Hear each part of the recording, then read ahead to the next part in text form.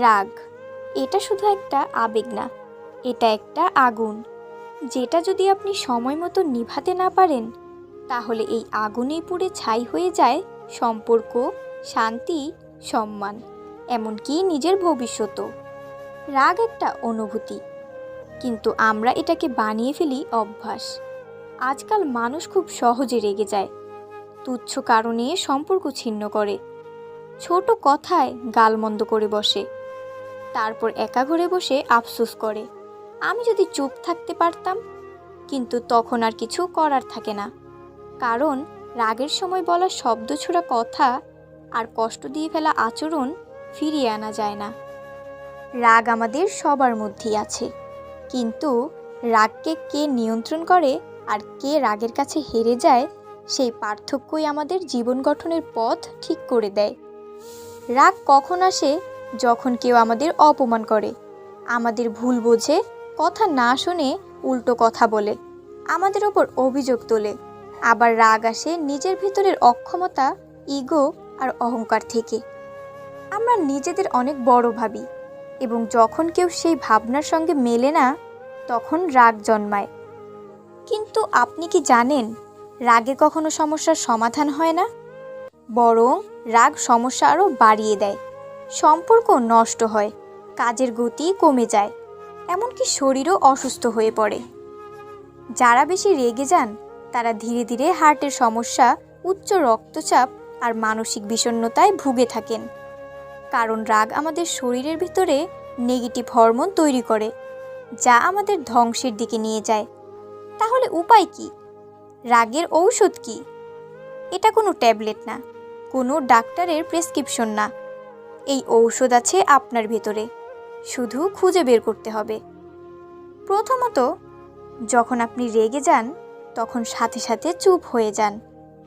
কিছু না বলাই সেই সময় সবচেয়ে বুদ্ধিমানের কাজ।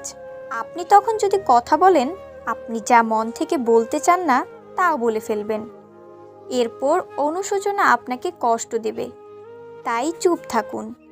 পানি খান, কিছুক্ষণ হাঁটুন, স্থান পরিবর্তন করুন, নিজেকে একটু সময় দেন।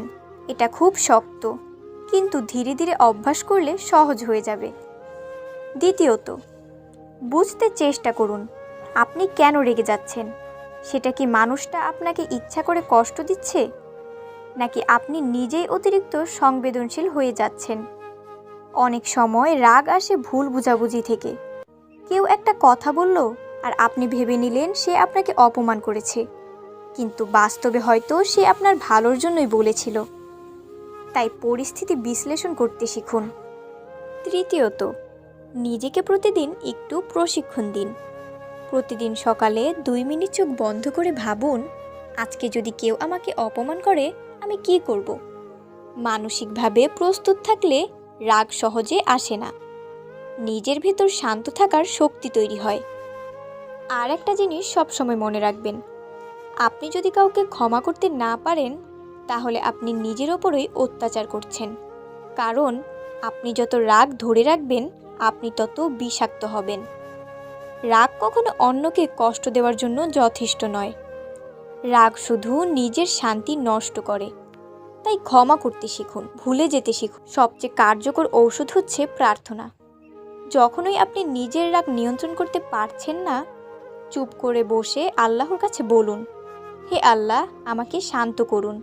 আপনার ভিতরের আলো জ্বলবে, আপনি নিজেই নিজের ভিতরের আগুন নেভাতে পারবেন। রাগ নিয়ন্ত্রণ করার মানে এই নয় যে আপনি দুর্বল, বরং আপনি অনেক বেশি শক্তিশালী। যে নিজের রাগ সামলাতে পারে সে পুরো পৃথিবীকেও জয় করতে পারে। কেউ আপনাকে ছোট করে কথা বললে, অপমান করলে, তার মতো হয়ে পাল্টা কথা বলার দরকার নেই। আপনি যদি নিজেকে শান্ত রাখতে পারেন তাহলে আপনি অনেক বড় হয়ে যান, আপনার মর্যাদা বাড়ে। আপনার রাগ যদি আপনি এখনোই নিয়ন্ত্রণ না করেন তাহলে একদিন এই রাগই আপনার চারপাশের সব কিছু ধ্বংস করে দেবে। তখন আর কিচ্ছু থাকবে না, না সম্পর্ক, না ভালোবাসা, না মানুষ। থাকবে শুধু একা আপনি আর আপনার ভেতরের পোড়া ছাই। তাই এখনই সিদ্ধান্ত নিন, রাগের বিরুদ্ধে লড়বেন না রাগকে আপন করে সারা জীবন পড়বেন।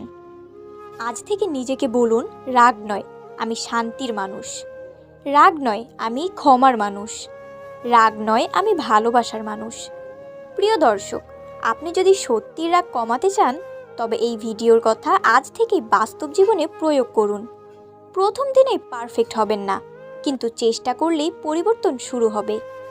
আজকের ভিডিওটি এমন কাউকে পাঠিয়ে দিন যে প্রিয় মানুষটি রেগে গিয়ে সব কিছু নষ্ট করে ফেলছে।